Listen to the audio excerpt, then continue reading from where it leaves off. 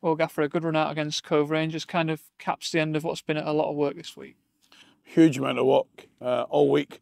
Every day the boys have worked all the way through since we come back in from pre-season, of course, including over the weekend, last weekend, one of the days, and then back up here and right up here. Boys have been terrific attitude. We knew today would be a tough game. Cove a little bit further into the season than we are. A lot of youth, a lot of energy. Some good players, good manager, and end to end, great from our point of view, great from a fitness point of view. You know, Chris T came off with a little groin, just felt his little groin, but it should be fine. Other than that, good workout. As you mentioned, you said at the top of your kind of pre-briefing for this meeting, this match with Cove, that it's going to be a really tough one, and it proved that way. Yeah, very much so. You know, very much in early season, you know, pre-season. We spoke about the boys playing on the front foot.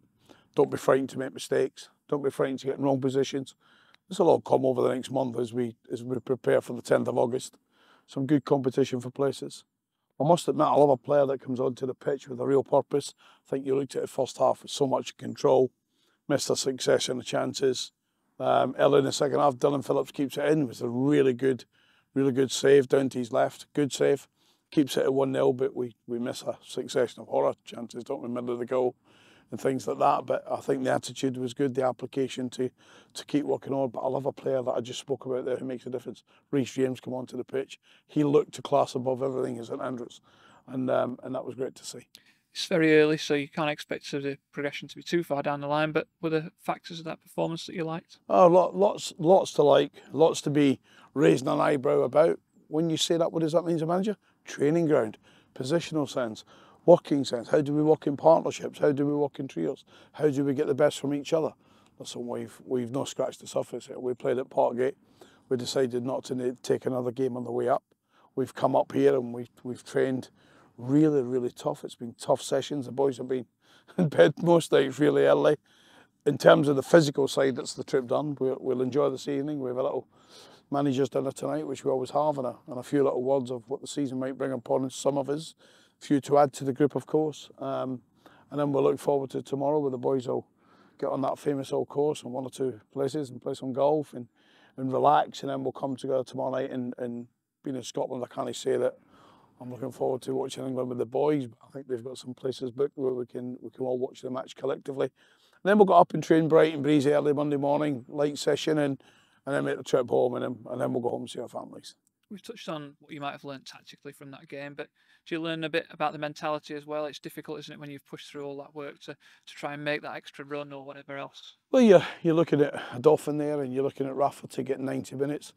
Really fitness levels good at the end of the game, still running with a purpose at the end of the game. And that's good. They're two lads that sort of always give you that example. One or two, maybe 3 or 4 players we've had to hold back a little bit because they've got little niggles. I'm not in the risk industry. I'm in the football management industry.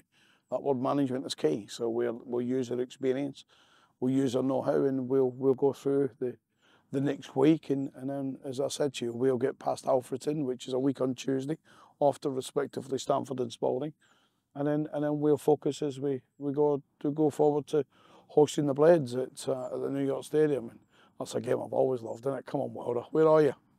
Just to recap the week, it's been a busy one. You've even had to pop off site to meet a player. Have you kind of taken from this week what you wanted to get out of it when you came up here? Yeah, it's been absolutely brilliant and more. We've been treated by the staff with absolute class. The same as they treat Barcelona when they come here, and they come here. Borussia Dortmund, West Ham, Everton. You see all the shots in there. They've all been, and they get the treat the same as us. They know how to welcome football clubs and how to treat them, and we know how to treat them back. So this has been a great little marriage for a week. We want to finish it properly now the next 48 hours. Make sure that the boys recover. It's important now they recover as well. So that's the medical team. And then we'll enjoy this evening a little bit. When I say enjoy it, this is no beers and alcohol. This is a glass of wine, 1 beer, and have a steak and have a meal, and let's have together time. Because although we come away, the staff and the players don't always get that opportunity to be sitting and mixing. That's almost, as you can imagine, it's two divides. They're resting, we're working, etc. So tonight gives a little opportunity to get dressed up a little bit and enjoy a meal.